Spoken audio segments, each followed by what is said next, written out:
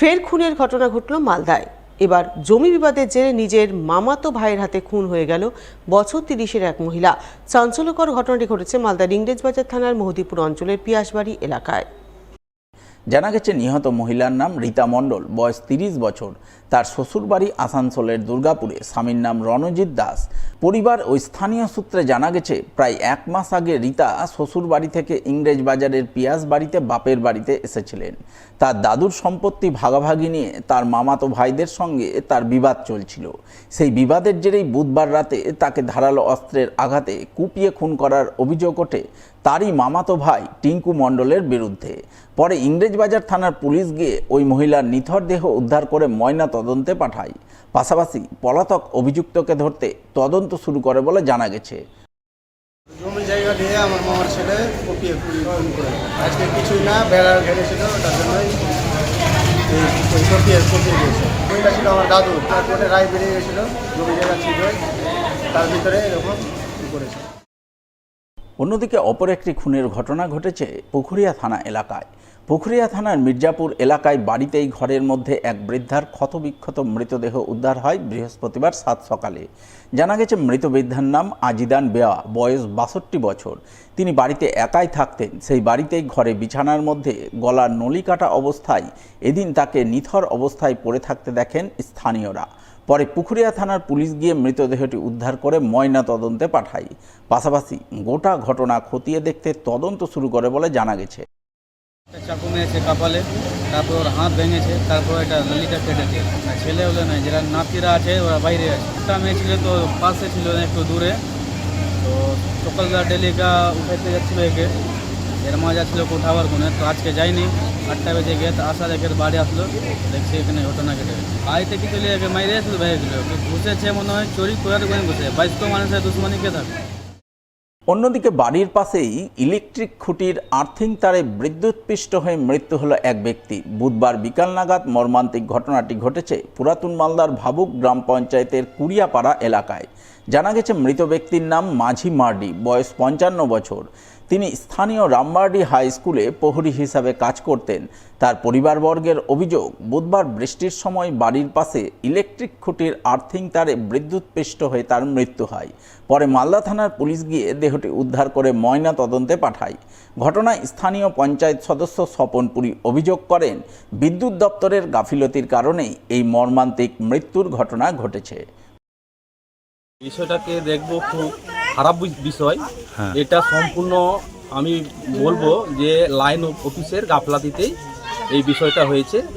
এর আগেও একটা এইভাবে পোলে গরুও মারা গেছে। বাড়িতে কেউ ছিল না, তার স্ত্রী এসে দেখছে যে তিনি লাইন শর্ট হয়ে পড়ে আছে। এটা আমি বলতে চাই যে এটা পুরোপুরি লাইন অফিসের গাফলাতিতেই এই ঘটনাটা ঘটেছে।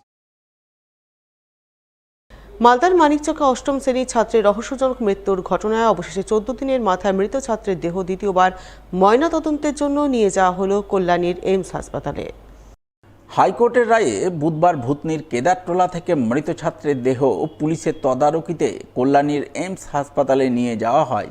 উল্লেখ্য, গত 2রা জুলাই বুধবার গভীর রাতে মালদার মানিকচকে এক বেসরকারি স্কুলের হোস্টেল ঘর থেকে শ্রীকান্ত মণ্ডল নামে 14 বছরের অষ্টম শ্রেণীর এক ছাত্রের ঝুলন্ত মৃতদেহ উদ্ধার হয়।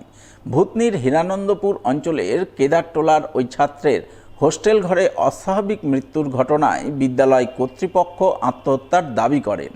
এমনকি মালদা মেডিকেল কলেজ হাসপাতালে মৃত ছাত্রের দেহের ময়না তদন্তের রিপোর্টেও আত্মহত্যার কথা উল্লেখ করা হয়। কিন্তু আত্মহত্যার দাবি মানতে নারাজ হন মৃত ছাত্রের পরিবারবর্গ। তারা অভিযোগ করেন, শ্রীকান্তকে স্কুলে নির্যাতন করে মারা হয়েছে।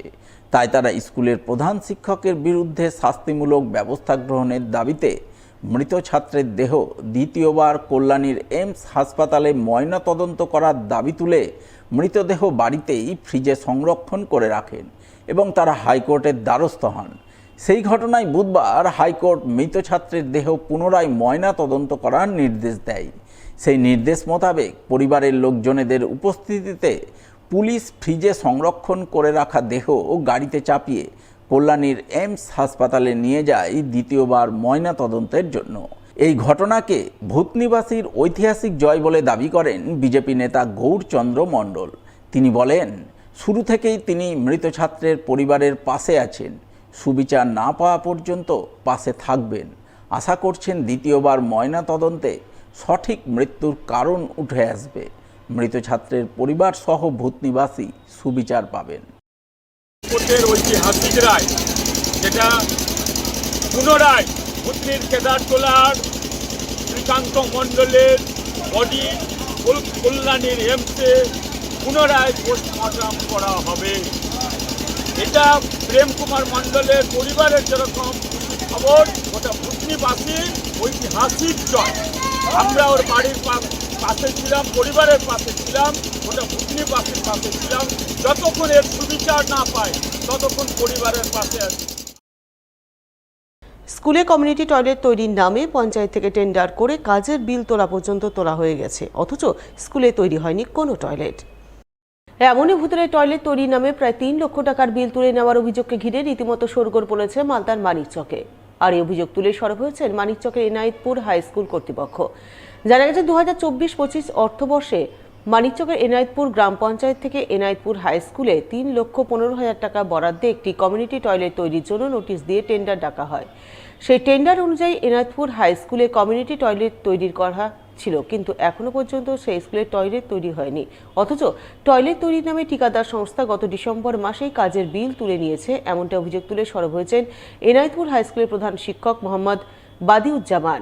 তিনি ভুয়ো বিল নেওয়ার জন্য এনায়েতপুর গ্রাম পঞ্চায়েত প্রধানকেই কাঠগড়ায় তুলেছেন এবং গোটা ঘটনার সঠিক তদন্ত চেয়ে লিখিত অভিযোগ জানিয়েছেন বিডিওর কাছে। আমি জানতে পারলাম যে এনায়েতপুর গ্রাম পঞ্চায়েতে 2024-25 সেশনে কমিউনিটি টয়লেটের একটা টেন্ডার হয়েছে। এই টেন্ডারটার কপি আমি পেয়েছি। তাতে দেখছি সিরিয়াল নাম্বার 2 আমার স্কুলের নাম এনায়েতপুর হাই স্কুলে একটা কমিউনিটি টয়লেট অ্যালট করা হয়েছে। বাস্তবে এই কমিউনিটি টয়লেটটা আমার স্কুলের প্রিমাইসে করা হয়নি, বিলও তুলে নেওয়া হয়েছে এনায়েতপুর হাই স্কুলের নাম দিয়ে। আমি তো নিজেই অবাক হয়ে যাচ্ছি যে ওরা কোথায় করলো, অথচ আমার স্কুলের নামে টেন্ডার, স্কুলের নামে বিল করলো, অথচ স্কুলের কম্পাউন্ডের মধ্যে হলো না। এটা আমিও বিস্মিত, ওই জন্য আমি লিখিতভাবে বিডিও মানিকচককে লিখিতভাবে অভিযোগ জানিয়েছি। যদিও এনায়েতপুর গ্রাম পঞ্চায়েতের প্রধান তপতি মণ্ডল মজুমদার সাপ জানিয়েছেন, কমিউনিটি টয়লেটটি এনায়েতপুর হাই স্কুলে তৈরির কথা থাকলেও সেখানে করা হয়নি, পার্শ্ববর্তী এক প্রাথমিক বিদ্যালয়ে করা হয়েছে। তাই কাজ না করে ভুয়ো বিল তোলার অভিযোগ সঠিক নয়।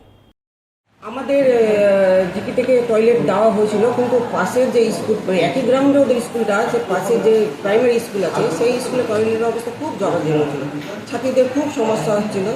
তাই জন্য আমরা টয়লেটটা ওই পাশের প্রাইমারি স্কুলে আমরা করে দিয়েছি এবং সেখানে যথারীতি ভালোভাবে কাজ হয়ে টয়লেটটা হয়েছে। উনি অভিযোগ করছে, সেই অভিযোগটা তো সত্যি নয়। আপনাকে তো বললাম আমি যে এটা পাশের স্কুলে হয়েছে এবং যথারীতি ভালোভাবে কাজটা হয়েছে এবং সেই স্কুলে ছাত্রীরা ভীষণভাবে উপকৃত সেই টয়লেটটা পেয়ে। মানে ওই স্কুলের থেকে এই স্কুলে যে হয়েছে সেটা ওনারা বেশি উপকৃত হয়েছেন। আমার মনে হচ্ছিল আপাতত এটা স্কুলে করলে বোধহয় একটু ছাত্রছাত্রীদের ক্ষেত্রে একটু বেশি সুবিধা হবে, তাই জন্য আমরা এই স্কুলে করে দিয়েছি এবং পরবর্তীতে আমরা ওনাদের স্কুলকেও আমরা টয়লেট দিয়েছি এবং ওনাদের স্কুলে টয়লেটটা হয়েছে।